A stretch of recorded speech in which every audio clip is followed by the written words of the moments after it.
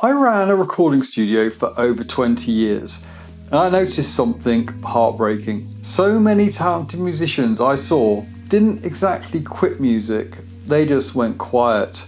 They still owned the gear, still had the skills, but somewhere around the age of 40 they just stopped showing up and their instruments gathered dust. And if you're watching this, there's a good chance you know what I mean. Look, here's what I saw happen over and over again. It wasn't dramatic. Nobody threw their guitar out of a window shouting, "That's it, I've had enough." They rehearsed less, they played less, they risked less, stopped making time, because creativity takes time, it takes effort, it takes energy. And if you stop making the conscious effort, well, one day creativity becomes something you used to do before life got in the way, when you still had the time and the energy and less commitments. That folder on your hard drive, the one you haven't looked at in years, yeah, you're not alone. But all is not lost, and if you're watching this right now, you're not broken. You just need to take a step back and catch your breath. There's actually a reason this happens, and once you see it, everything changes. The reason creatives over 40 go quiet isn't a lack of talent. It's three invisible beliefs we absorb without realizing it. Belief number one, if it's not for the world, it doesn't count. You stop playing just for yourself. Every riff had to be good enough to post. Every song had to be release worthy. So private creativity started feeling, well, kind of pointless, not worth the effort. Belief two, I don't have time to be bad. By your 40s, you know what good sounds like. You know what the finished product should sound like. So you sit down to play, and if you don't touch that level on the first pass, you just put it back in the corner to gather more dust. Not because it's awful, but it's not what you expect yourself to sound like. And here's the killer one. Belief number three, real artists don't need help. You grew up in bands, tribes, scenes, at clubs and parties. Talking about it was fun. And you know what? Talking about it gives you the energy to keep showing up. Then life happened. People moved, families grew. Friday and Saturday nights became recovery time, not gig time. And suddenly you're a solo creative in a very loud world. And no one to notice if you stop putting in the effort. So you stop trying. And here's what changed everything for me. I need to tell you a story that I saw play out in my studio time and time again.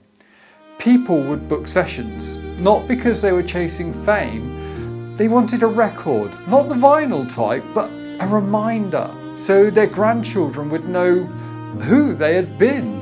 The rebel, the dreamer, the artist, before their hands slowed down, before their voice changed. They understood something I'd almost started to forget, and that's when I realized sustainable creativity isn't a career strategy, it's a health practice. It's about staying true to yourself. 5 private minutes with an instrument can regulate your nervous system and slay the demons better than an hour of scrolling. You see, this isn't a hobby, it's how you stay whole, how you stay sane.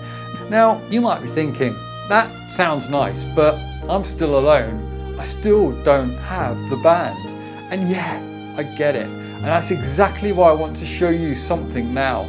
Because the good news is, you don't need the old chaos anymore. The late drummer, the unreliable bassist, the battling egos of lead guitar and vocalist, the endless scheduling and the letdowns. You have tools now that didn't exist when we started. Backing tracks, session players you can hire for 50 quid online. Yeah, even AI if used properly. Not to replace you, not to replace your art or your creativity, to support you, like the perfect bandmate who always shows up, quietly, professionally. You see, the old model was about talent and hustle and burning the candle at both ends. The new model though, is about presence and play and longevity. You see, if you're honest and you don't look back with the rose-tinted specs we all prefer to wear, one way of doing it consumes you until there is nothing left. The other though, it carries you, helps remind you who you really are. And this is where it gets interesting, because the people who figure this out, they don't just start playing again, they start creating again, and the floodgates open. So here's what I want you to try this week. I want you to take just 5 minutes a day. No recording, no posting, no judging, just you and the thing you love. Singing, playing guitar or bass or keys, bashing the kit, whatever is your thing. Give yourself permission to be present with it instead of scrolling through cat videos or arguing with some idiot on the other side of the world about something you don't really care about. Let it breathe again. That's where everything restarts. Not in perfection, but in permission. To be the person you used to enjoy being. And here's the twist. When you do this, you're not just messing around, you're practicing emotional hygiene. You're staying alive inside, and I bet it brings a smile to your face. Now, some of you are ready to go deeper with this, and that's exactly what this channel is for. This channel exists for people doing this quietly, and if you've made it this far in the video, you're already part of this, so welcome. Rebuilding your creative life without burning out. Creating for the sake of staying whole in a crazy world. Over the next few videos, I'm going to walk you through how to create a sustainable practice even with 20 minutes a week, how to use modern tools without losing your soul, and how to finish the work that matters before time runs out.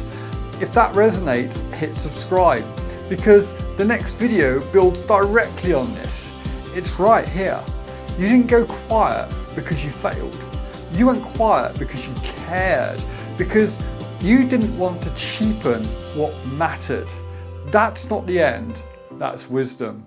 So I'll see you in the next one.